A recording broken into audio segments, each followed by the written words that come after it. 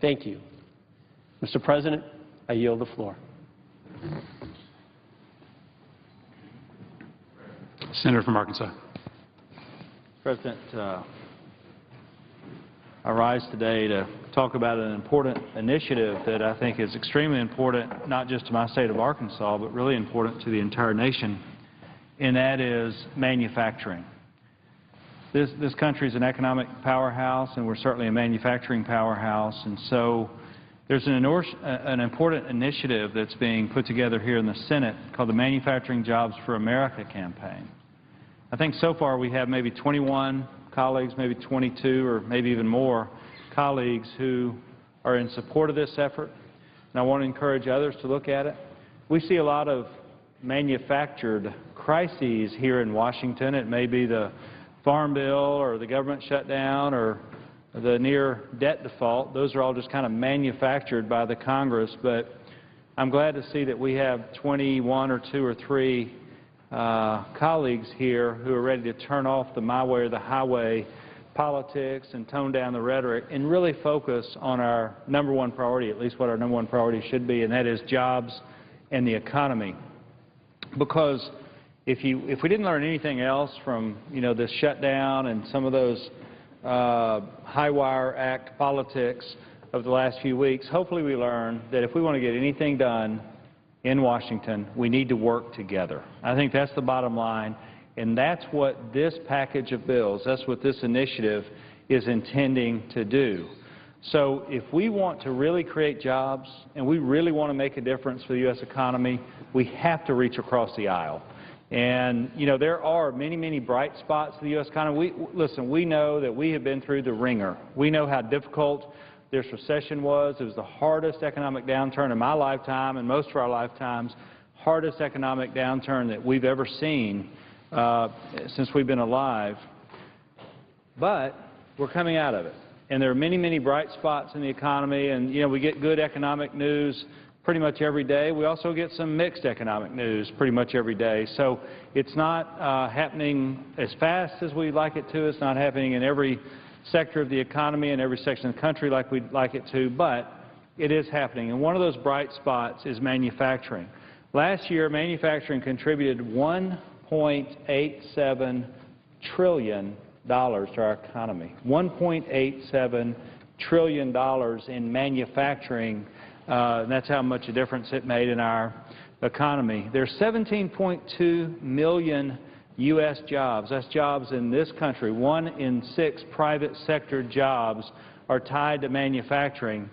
It also provides a very strong return on the investment we make. So if you invest $1 in manufacturing, what it does is it adds $1.48 back into the economy. America is a powerhouse when it comes to manufacturing, and we need to keep it that way. Everybody knows, you look at all the studies, the United States is the world's largest manufacturing economy. In fact, if you just took manufacturing and put everything else on the side, the U.S. would still be the 10th largest economy in the world just based on our manufacturing. We're a powerhouse, but we can do more. We can do much more, and we should. And we need to fight hard to make sure that Made in America remains the gold standard. We want it to be the thing that everybody wants to see in every market. Made in America means something. It also means something here because the investment is here and the workers are here and the productivity is here and it's good for the GDP, et cetera, et cetera. We want to make that remain what it always has meant. And so that's why today I want to offer my public support for this Manufacturing Jobs for America campaign, and it's why I've supported a lot of provisions in the past. Most of those have been bipartisan efforts where I've reached across the aisle to try to work with my Republican colleagues on all kinds of things. One is the America Competes Act, and then the America Competes reauthorization efforts. Totally for that. I think those are good initiatives. One of the things that we've talked about is the National Strategic Plan for Advanced Manufacturing. Advanced manufacturing is a little different than traditional manufacturing, and we need to make sure that we're strategic and we're focused and we know what we're talking about, just like angel investors. A lot of times people think that this investment just happens. Well, a lot of times it does. But sometimes if you can give that little nudge to angel investors, they can invest and they can make a huge difference in those companies, and they can touch millions of people's lives. We've seen that even in our state of Arkansas and some real success stories we've had there. And then if we can bring it back down to a really small scale, one of the initiatives I've had over the years is I have had the small business startup savings account, where you can take a certain amount of money from your paycheck, put it in a savings account, tax-free, kind of like an IRA, something like that. Put it in your savings account, tax-free, and as long as you use it to start that business or somehow grow that business, you never get taxed on it.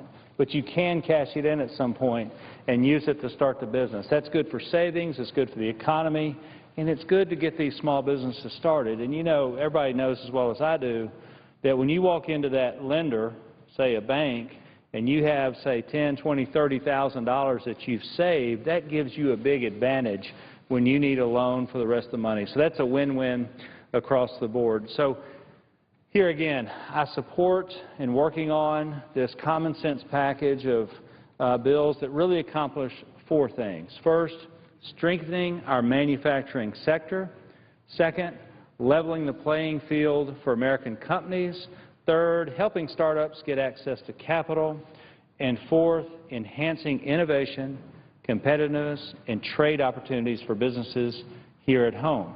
Now, various senators in the chamber have different ideas on how we accomplish those things, but I think we can all agree on those goals. And if we work together, we really can make a great difference for our nation. You know, one of the reasons why coming out of this economy has been, this sluggish economy has been a little more sluggish than we wanted it to, is because we don't have as many manufacturing jobs as we used to. Even though the number's on the rebound, it's growing. We all know that we've lost a lot of manufacturing jobs in the last couple of decades, but we're back. And it's because of energy, it's because of the trained workforce, it's because of our efficiencies, et cetera, et cetera, et cetera. We're back, and we need to push this advantage and keep it growing. Our country has the workforce, we have the infrastructure, we have the manufacturing base, the work ethic here. We just need to give our business that little extra boost to manufacture jobs for America. So, Mr. President, with that, I'd yield the floor and suggest the absence of a quorum. Clerk will call the roll. Mr. Alexander.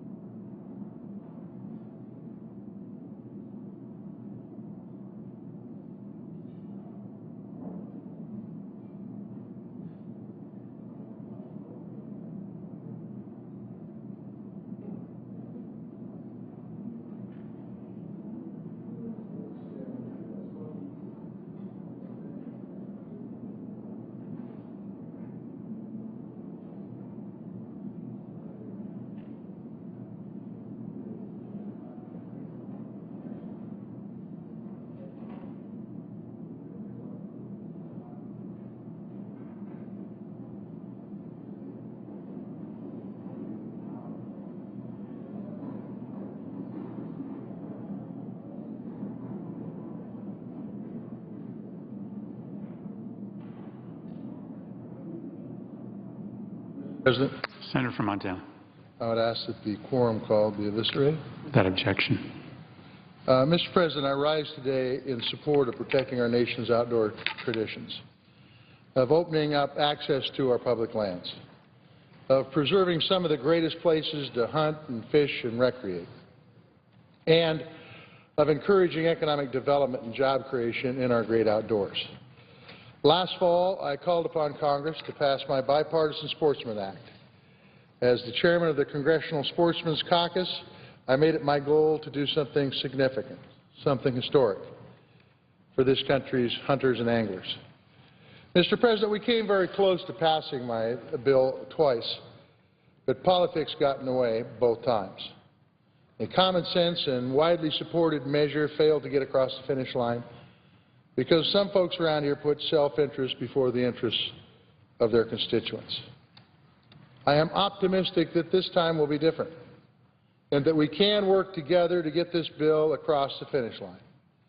Senator Hagan is leading the charge on behalf of our sportsmen and women, and I know that she's ready to work with all of our colleagues to find a path forward. My friend from North Carolina is the new chairman of the Sportsmen's Caucus, hailing from a state with a rich hunting tradition. She knows the importance of protecting America's outdoor heritage. And representing a state that stretches from the Atlantic Ocean to the Appalachian Mountains, she knows that it's critical to preserve our wide range of treasured lands. Senator Hagan's legislation combines more than 15 bills that will increase access for recreational hunting and fishing, that support land and species conservation, and that protect our hunting and fishing rights. Most importantly, takes ideas from both sides of the political aisle, ideas with support from all corners of the conservation and outdoors community. Mr. President, when I was the chairman of the Congressional Sportsmen's Caucus, sportsmen and women would constantly tell me about the importance of access to our public lands. Right now, there are 35 million acres of public land that sportsmen and women cannot access. And that is why this bill requires that 1.5% of the annual funding from the Land and Water Conservation Fund is set aside to increase public land access, ensuring sportsmen and women access to some of the best places to hunt and fish in the country. Senator Hagan's bill will reauthorize the North American Wetlands Conservation Act. This voluntary initiative provides matching grants to landowners who set aside critical habitat for migratory birds like ducks. Over the past 20 years, volunteers across America have completed more than 2,000 conservation projects and protected more than 26 million acres of habitat under this successful initiative. The North American Wetlands Conservation Act is a smart investment in both our lands and our wildlife, and it needs to be reauthorized. Senator Hagan's bill and mine are not identical. Most of the provisions are the same, and the bill is a product of the same spirit of cooperation that drove my bill. Now, just like last year, some folks around Washington will ask why this legislation is important. After all, we need to be working together to create jobs and put this country on solid financial footing. But outdoor recreation is a job creator and an economic driver throughout this country. Montana is no exception. In my state, one in 3 Montanans hunt big game and more than 50% fish. Nationwide, outdoor recreation contributed nearly $650 billion in direct spending to the economy in 2012. Hunting and fishing is not just recreation. It is a critical part of our economy, and in Montana, hunting and fishing brings in more than $1 billion a year to our economy, nearly as much as our state's cattle industry. Strengthening our economy, creating jobs, preserving outdoor traditions of our treasured places, these all sound like, no doubt about it, ideas. But last year, the Sportsman's Act ran into trouble right here in this Senate. Opposition to my bill didn't come from concerns about measures in the bill itself. Instead, it was blocked by members of Congress taking out frustrations with how other votes went that day. My bill was simply caught in the crossfire. Sportsmen and women across the country who have been waiting for a bill like this for a generation watched in disbelief as my bill fell victim to politics. They won't stand for it again. This is a bill with widespread support that preserves our outdoor economy and secures our outdoor heritage for our kids and our grandkids. There's nothing controversial about it. Thanks to the leadership of Senator Hagan, my colleagues have another chance to get it right. When Senator Hagan's sportsman's bill comes to the floor, whether here or in committee, I urge you to support it. Approve it as a vote for bipartisanship. Approve it as a vote for common sense over political bickering. Approve it as a vote for America's 90 million sportsmen and women. And approve it as a vote to create jobs. With that, Mr. President, I yield the floor and suggest the absence of a quorum. Clerk will call the roll. Mr. Alexander.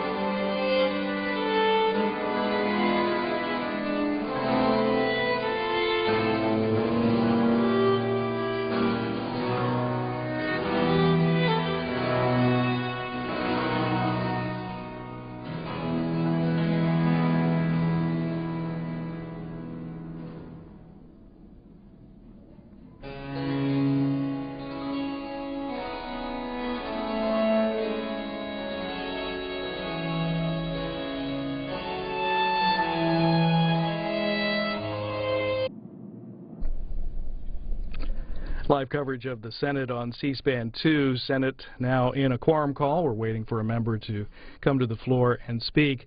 A short time ago, the Senate passed the Employment Non-Discrimination Act, or ENDA, by a 64-32 vote. 51 votes were needed for final passage. Of the 64 yes votes, 52 Democrats voted aye, 2 independents, and 10 Republicans as well. Those Republicans were Senators Ayotte, Collins, Flake, Hatch, Heller, Kirk, McCain, Murkowski, Portman, and Toomey. Again, 64 yes votes, 32 no votes. Those were all Republicans, and 4 senators did not vote on the measure. So the ENDA legislation, Employment Non-Discrimination Act, approved on a 64-32 vote today. No other roll call votes are scheduled today in the U.S. House. The President released a statement a short time ago on Senate passage of the Employment Non-Discrimination Act. A couple of remarks from that statement by the President. Today, a bipartisan majority in the Senate took another important step in this journey by passing the Employment Non-Discrimination Act, which would help end the injustice of our fellow Americans being denied a job or fired just because they are lesbian, gay, bisexual, or transgender. That statement by the President goes on.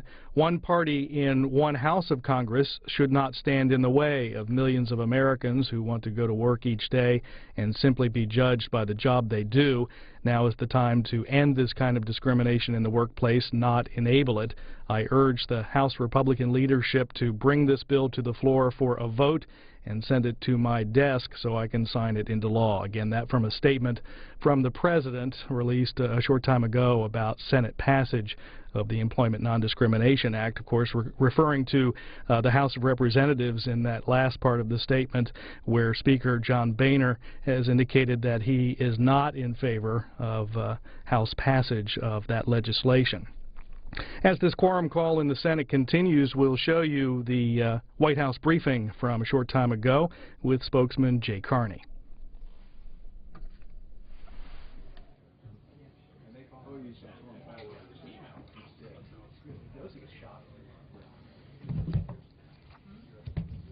That's a big smile, Steve. Good afternoon, ladies and gentlemen. Thank you for being here. I have no announcements to make at the top of this briefing, so we can get right to your questions. Nedra. Great, thanks, Jay. What can you tell us about reports out of Geneva that the U.S. is prepared to offer some relief from sanctions if Iran takes steps to limit its ability to make a nuclear weapon? Thank you for that, and bear with me because I have a fairly lengthy comment to make in response. The P5+1 is engaged in serious and substantive negotiations with Iran that offer the possibility of a verifiable diplomatic agreement that will prevent Iran from obtaining a nuclear weapon. Those talks are continuing today in Geneva, where the United States is represented by Undersecretary of State for Political Affairs Wendy Sherman. We are not going to comment on the specifics of our negotiating positions. In general, the P5+1 is focused on developing a phased approach that in the first steps halts Iran's nuclear program from moving forward and potentially rolls back parts of it. The first step would address Iran's most advanced nuclear activities, increase transparency so Iran will not be able to use the cover of talks to advance its program, and create time and space as we negotiate a comprehensive agreement. This would stop Iran's nuclear program from advancing for the first time in a decade.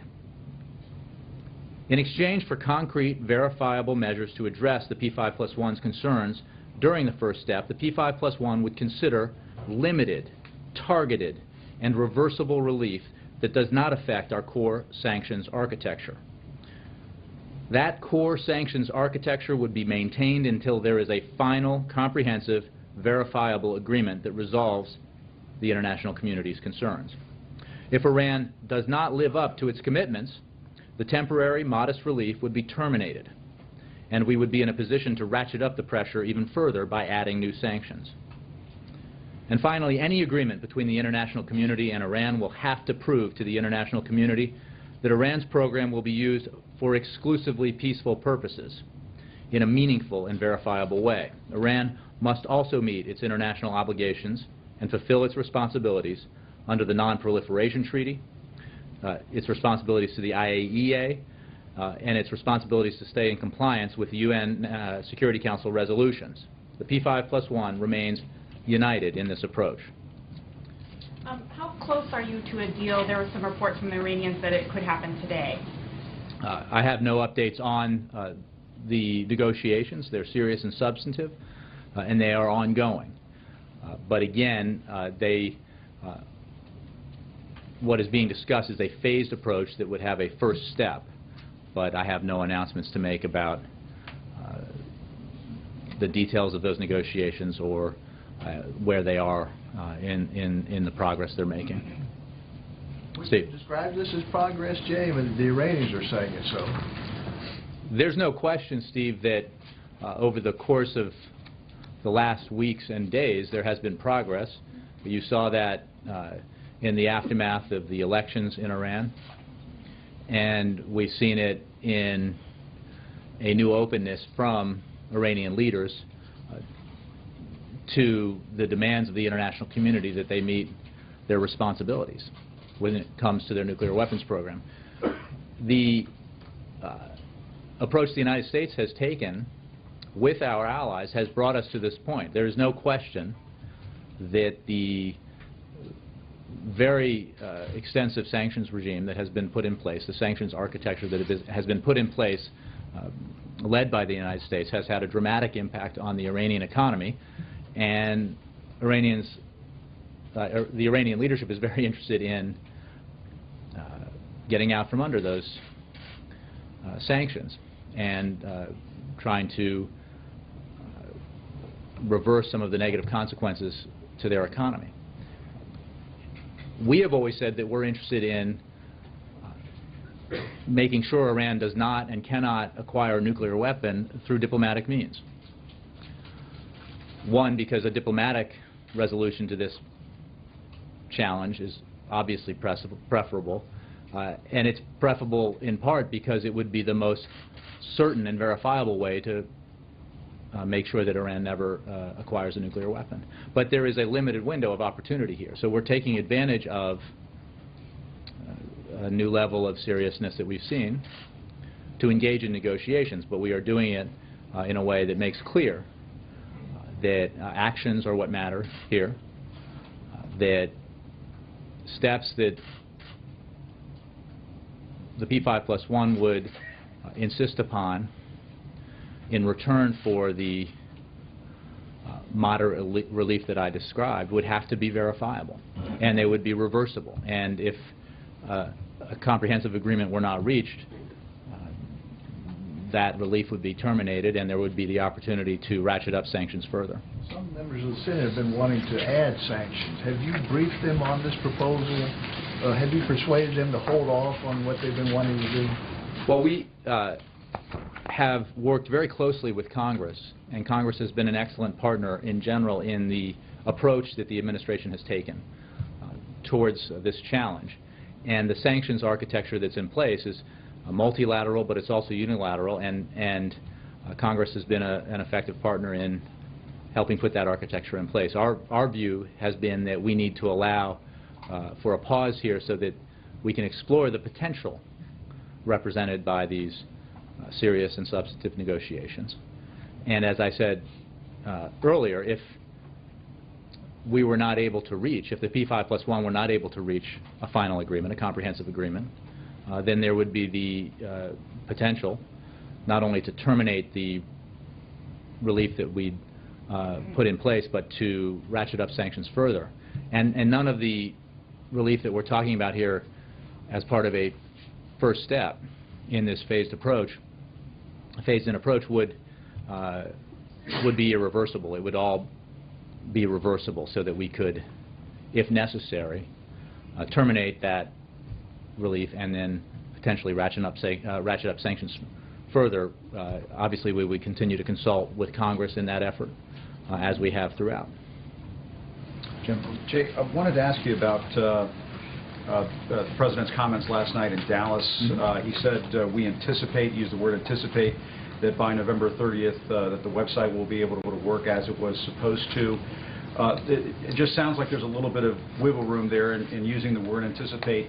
Can you say what the consequences would be for CMS, HHS, people inside this White House if that website is not working the way it's supposed to by November 30th? Well, I can tell you that the objective here has not changed. Our position has not changed. It is still that the website and its problems are being addressed by a team of experts, and that work is continuing round the clock every day, and that by the end of the month we expect the site to be functioning at the standards necessary for the vast majority of the American people, and that's what we've said from the beginning. So I wouldn't read anything into that, except to say that this is obviously challenging work because the problems are many, and we've acknowledged that, and the President's made clear that that circumstance is unacceptable to him, which is why he's demanded that all the action be taken that's being taken. So the work continues, and again, we expect the website to be functioning effectively for the vast majority of users by the end of the month. And what is the plan B if that doesn't happen? If the website's not working, are there deliberations underway right now inside the administration to perhaps extend the enrollment deadlines to all of the various things that you've been asked about at these briefings? Is there a plan B? Jim, I would say that right now the tech experts who can answer this question better than anyone else in terms of what fixes need to be made and on what schedule they can be made, believe that this can be done by the end of the month so that the website is functioning effectively for the vast majority of users. That has never meant that there would be zero problems with the site, as is the case with almost any complicated and complex site, both private and public, that exists. But it has to be functioning effectively for the vast majority of users. It's an important portal through which the American people who are interested in applying for coverage, or at least finding out their options, it's an important portal for them to use. Now, there are, as we know and we've discussed, other ways for them to get the information, and they can window shop already on the website. But we're at work trying to make it better every day, and it is getting better every day. But we're not there yet. I think Secretary Sebelius made clear yesterday that we're not there yet. And I know anecdotally you see proof of that the site is not firing effectively on all pistons, if you will, yet, but it needs to be, and that's why that work is so important. And when it comes to the question of extending, we, as I pointed out yesterday, and I think Secretary Sebelius did too, we are still fairly early in a 6-month open enrollment period. And it is our belief that if the site is working effectively as expected, that there is time to make sure that the people who are interested in enrolling in these options for coverage to the marketplaces will be able to do so in time to get insurance on January 1st, and obviously the enrollment period itself lasts through the end of March. Because if you don't get it done by November 30th, obviously there becomes a very short window of opportunity for people to sign up for insurance so they have coverage starting January 1st. So, I mean, that... Well, your understanding of the calendar is mine as well, but I'm saying that it is our position that the work is being done and that it will... No, but that it will be completed, which is not to take away from the challenges that it represents, but we believe we have the teams in place necessary to do the work, and that work will continue to progress and make improvements to the site. There are, I think anybody who monitors this closely can say that the improvements that have been achieved are noticeable, but we're not there yet. And just very quickly, the chairman of the Ways and Means Committee over in the House, Dave Camp, has issued a subpoena for enrollment numbers by close of business tomorrow. Is the President or is this White House instructing CMS, HHS to deliver those numbers? I don't have anything on the subpoena. I would tell you that we're cooperating with oversight. We've addressed the issue of enrollment numbers. If the purpose is to point out, which I'm sure it is, that enrollment numbers will be low for October, take it from me, they'll be low in October. We've acknowledged that. They were always going to be low, and that was even when we did not expect the problems with the website that occurred. So what is our responsibility is to make sure that the data is assessed and made accurate before it's released publicly, because there are so many inputs here when it comes to the collection of data. So that process will take place. I believe Marilyn Tavener remarked in a hearing earlier this week that, as we've said before, that data will be available in the middle of November, which is consistent with the way this kinds of data is released for other programs. So that remains our plan. So she says by mid-November. You're saying by mid-November. That potentially could mean that you may not comply with the subpoena. I'm not the counsel, so I don't have a response to the subpoena. I can tell you that, or to the reports of the subpoena. I haven't seen it myself, but we're working on a schedule. I mean, let's just focus again on the purpose of an exercise like that, which is clearly to make political hay out of what we've already acknowledged. The website's not working well. Hasn't been working well for the first month of the rollout. It's improving daily, but it is not where it needs to be. In large measure because of the problems with the website, the enrollment figures will be even lower than the low numbers that were anticipated because of the nature of these kinds of programs and the way that people tend to enroll when you have a deadline 6 months later. So we saw this in Massachusetts, as the President pointed out last week in Boston, that in the very similar Massachusetts program, in the first month of that enrollment period, for that program, only 123 premium-paying customers enrolled. And, of course, that represented 0.3% of the number who eventually enrolled. So I think that's the model to look at, and then add to that the fact that we've had the troubles we've had. John. Jay, back on Iran, Senator Corker has put forth a measure that would bar the administration from using its power to waive some of the sanctions during this interim period that you spoke about, unless Iran agrees to stop all enrichment activities and comply with all UN resolutions on this. Does the administration oppose such a measure? I don't have a specific response to the legislation that you referenced, but I would say that no one is suggesting an open-ended delay to sanctions, for new sanctions, and there may come a point where additional sanctions are necessary.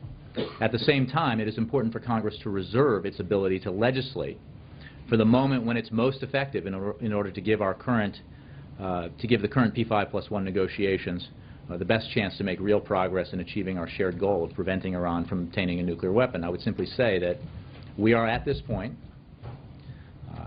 in large part because of the approach that the administration has taken over the past 5 years in building an international consensus behind the premise that Iran has been the problem when it comes to Iran's refusal to adhere to its international obligations. That consensus has allowed us to put in place the most comprehensive... Chairman of the Senate Help Committee, join me in reintroducing a bill called Protecting Our Students and Taxpayers, or the POST Act. I'm pleased that supporting our efforts of the Education Trust, the National Association of College Admissions Counseling, the Military Officers Association of America, and Young Invincibles. Since 1992, Congress has required for-profit schools to derive a portion of their revenue from non-federal sources. Most people would be surprised to learn how these non-profit schools are really totally upside down. They depend almost exclusively, on federal money. They're private schools, very profitable, and yet most of their money comes from the federal government. If you took this segment of our economy, for-profit schools, and made it a federal agency, it would be the 9th largest federal agency. That's how much money we put into for-profit schools. Who are these schools? Well, young people, particularly high school age or college age, they know them by name. These are the ones that come bombarding you on the internet with solicitations to please come join our for-profit school. You can't get in on an RTA bus or CTA bus in Chicago or on the subway in New York without being inundated with all of these schools trying to sign up young people. And there are three numbers which everyone should understand when they take a look at the for-profit school industry. These three numbers tell you what you need to know. 12% of high school graduates go to for-profit colleges. 12.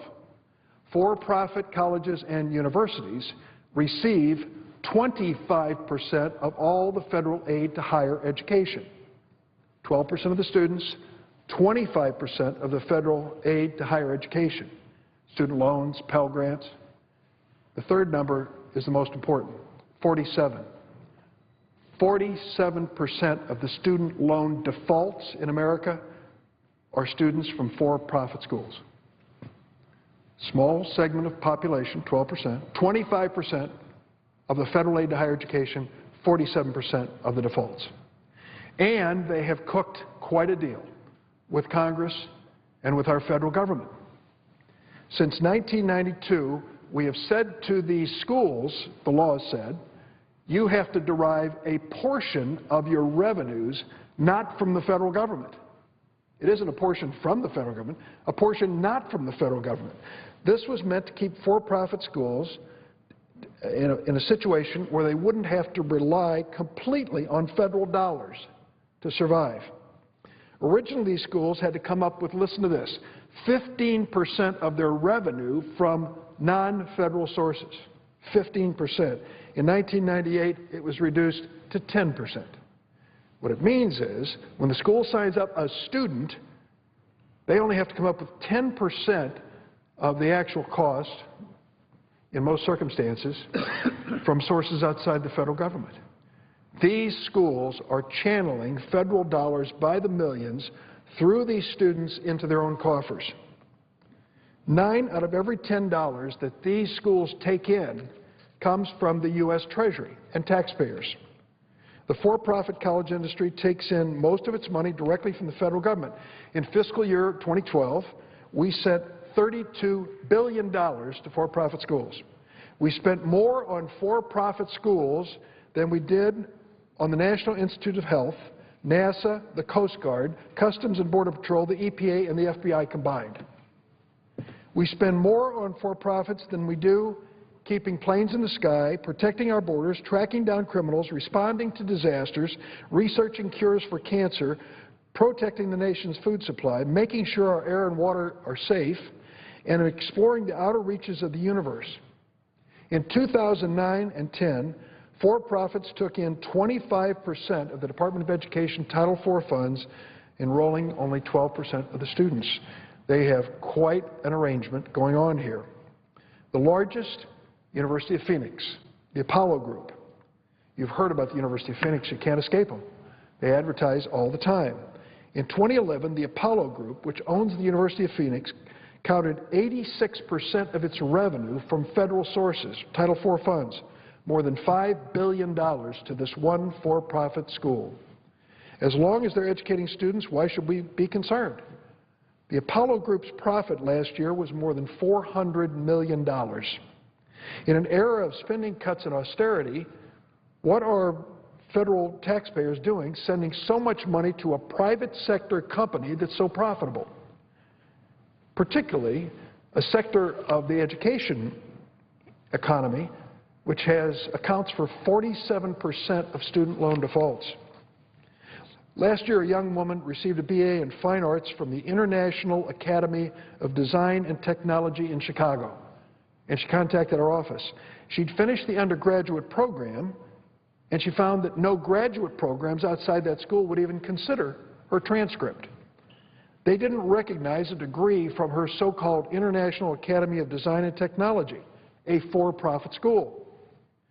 4 years later, with a worthless diploma, she was $58,000 in debt and had no real future in her chosen field. Federal taxpayers gave the International Academy of Design and Technology 89% of its revenue. It's a flow-through. The students apply. They then apply for Pell Grants if their income is low enough, student loans. The money flows through the student into the for-profit school. The student ends up with the debt. The for-profit school ends up with the money. In this case, the student ended up with a worthless diploma and $58,000 in debt when it was all over. Ashford University. I could go on for a while about Ashford in Iowa.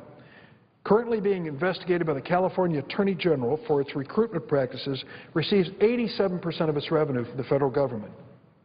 For such dependence on federal taxpayers for their operation, you'd think these schools must really be generating a great return on their investment. We have a deficit. Why would we be sending so much money to these for-profit schools? Some of these schools are good, make no mistake, but many are not, and the taxpayers pay either way. For-profit colleges spend less on student instruction than traditional schools. $3,500 roughly per student at the for-profit schools, over $7,000 at public institutions, and $15,000 per student at the not-for-profit schools. The students leave school with more debt if they go to for-profit schools, and they average at least $6,000 more debt than students who graduate other schools. And for-profit students, as I said, are more likely to default. Almost half of the defaults, student loan defaults, come from the students from these schools. How are the CEOs of the top for-profit schools doing? They made an average in 2009, the last reported date, of $7.3 million a year. Think about that. 90% of the money is coming from the federal taxpayers, encumbering the students with debt, and the CEOs of the company are walking away with an average of over $7 million a year in income. Well, this bill that I've introduced with Senator Harkin would change this. I'd like to do more.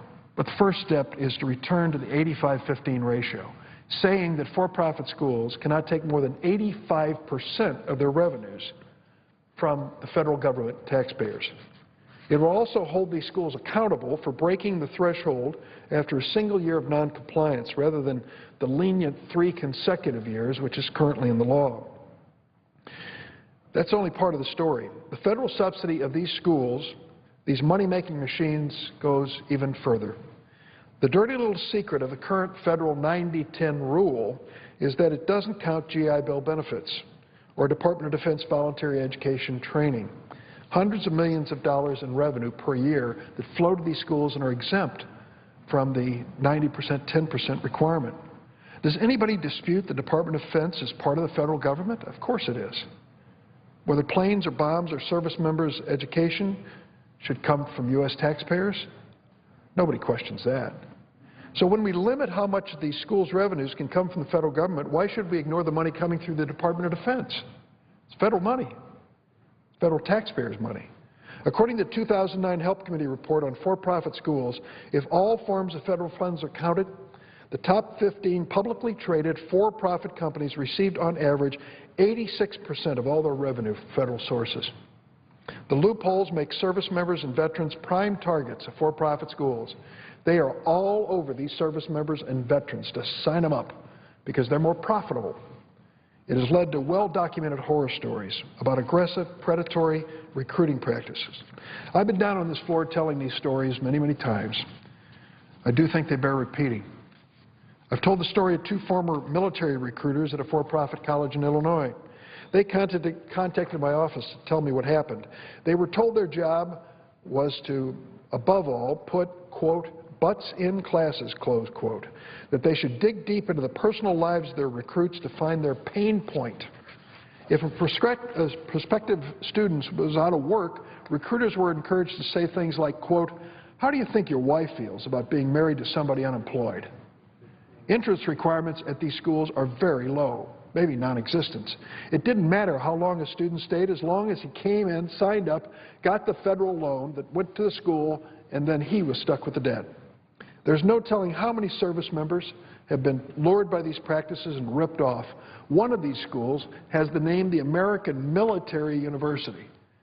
A nephew of mine, serving in the U.S. Army, I sent him an email, and I said, take a close look at the school. It is not part of the military. It may sound like it, but it isn't. It's a for-profit school and very profitable. There's no telling how many service members have been lured into these schools. There's James Long, who suffered a brain injury when an artillery shell hit his Humvee in Iraq. He used military benefits to enroll at Ashford University, one of the more notorious, after he had been heavily recruited by that school. He told Bloomberg News he knows he's enrolled at Ashford, but he can't remember the courses. Remember, he suffered a head injury in Iraq. Christopher Ford told the LA Times he used his GI Bill benefits at the for-profit school to take an online engineering course only to find out no employer would accept his training, and he'd used up his benefits in pursuing it. Of his for-profit education, he said it was heavily marketed, so I took it. Sounded pretty good. Turned out to be pretty predatory. Our bill, Senator Harkin's bill and my own, would protect service members and their families from being preyed on by ending this loophole and counting these military and veterans benefits in the new 85% limit. This common sense bill is a modest step forward, trying to reclaim some dignity when it comes to federal aid to education. We have opened up this amazing loophole, and 25% of all the federal money for higher education is going into these schools, many of which are just plain worthless. If the students were just wasting time, that would be bad enough. But they are wasting opportunities for education, and they are digging debt holes that they can never get out of. Madam President, I got an email this week from a family in Illinois. It was a mom. She was so proud that her son had graduated from school. It was not a for-profit school. But he graduated, and she was pretty proud of him. But she told me she had a problem. He had incurred $130,000 in student loan debt. She found out that he'd signed up for a lot of debt that couldn't be consolidated, couldn't be refinanced. And she was begging me to do something to help her. There was one line in that email I'll never forget. She said, "Senator, we just can't afford to pay more than $1,000 a month on this student loan." $1,000 a month on the student loan.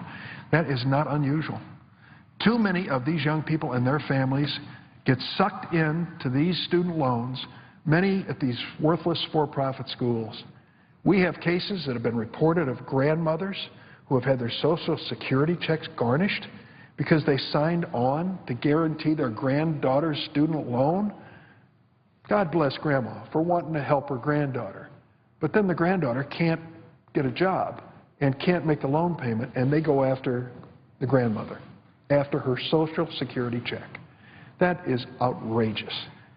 Surely this Congress can come to a bipartisan agreement on how to cure this. I want to thank Senator Harkin for his partnership on this bill. There's more to come. This student loan crisis is a growing one, and it affects some of the hardest working families in America. They were sure they were doing the right things for their kids. Now they find themselves hopelessly in debt, many times with worthless for-profit school diplomas. We can do better, and we should do better to give these young people and their families a chance. I yield the floor. Clerk will call the roll. Mr. Alexander. President. Senator from Nebraska. Thank you, Madam President. I rise today on behalf of all Nebraskans. Oh, excuse me. Senate is in a quorum call. I'm sorry. I ask that the quorum call be vitiated, please. Without objection. Thank you. I rise today on behalf of all Nebraskans to say thank you to our nation's veterans. Our nation has long been blessed with men and women with integrity who step forward and answer the call to serve. Throughout times of war and times of peace, our country has maintained a military that's been the envy of the world. Each year, Veterans Day is a time to thank and to honor the generations of patriots who have risked life and limb to protect our nation and defend the cause of freedom. These heroes leave their homes, their comfortable lives with loved ones for months and years at a time to fight wars in foreign lands. From the windy beaches of Normandy to the snowy mountains of Korea and the blistering deserts of the Middle East, our veterans have served fearlessly around the globe. Meanwhile, others, including members of the National Guard, have been stationed throughout the United States, serving dutifully to protect the homeland. As a member of the Armed Services Committee, I have the unique privilege of interacting directly with our service members. I've had the opportunity to meet soldiers, including many Nebraskans, working to protect the hard-fought gains in Afghanistan, and I have visited with troops stationed in Germany, Italy, and other allied nations. This past July, I had the opportunity of a lifetime, celebrating Independence Day with our troops in Afghanistan. I expressed my gratitude for their work, and I assured them of my support in the Senate for that work.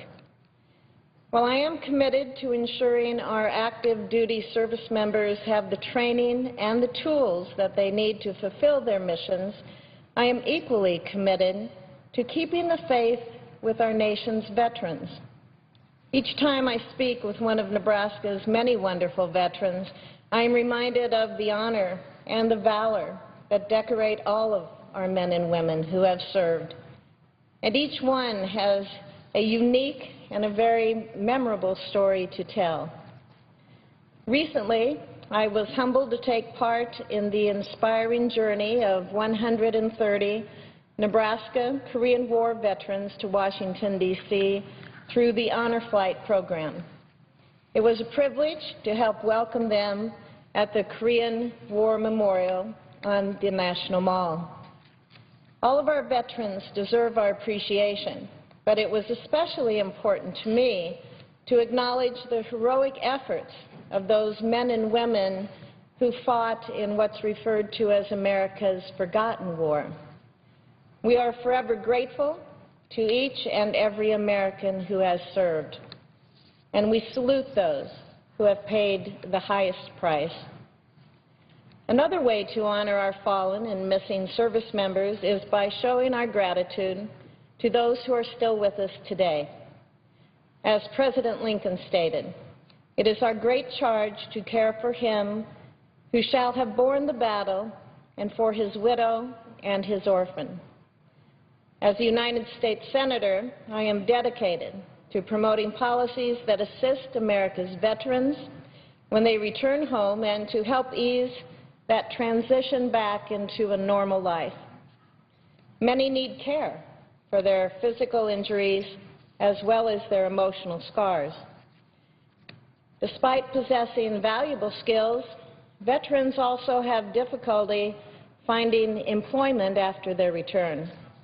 We need to encourage businesses and organizations to utilize those talents that our veterans have and to help them find employment in our local communities. It is not just the values, but also the training and the discipline of our military personnel that make America's fighting force second to none.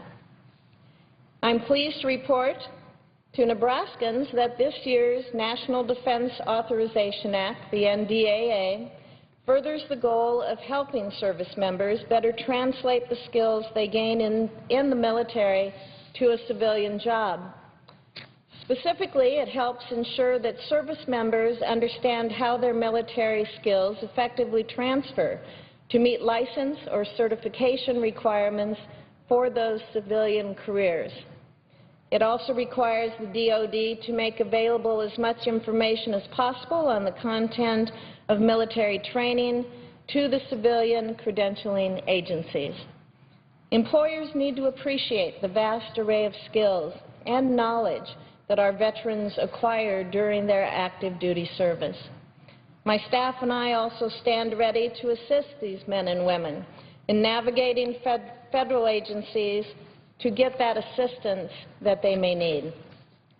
Many of our state's veterans have contacted my office with a range of important needs that are not being met, promises that yet need to be kept. These requests range from acquiring important service treatment records to securing benefits for veteran spouses and navigating the bureaucratic maze that plagues the Department of Veterans Affairs. We have a great track record in securing the needed assistance.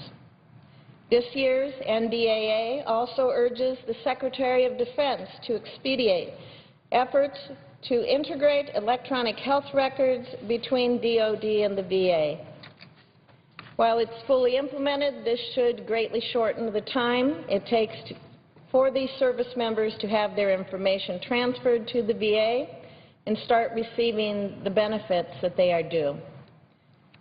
We can never fully repay our men and women in uniform for those contributions that they have made to our country, for their noble acts of service.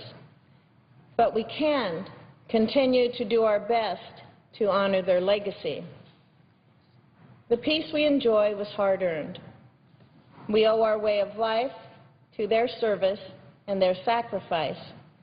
We will never forget, and we are forever grateful. Thank you, Madam President. I yield the floor. Madam President.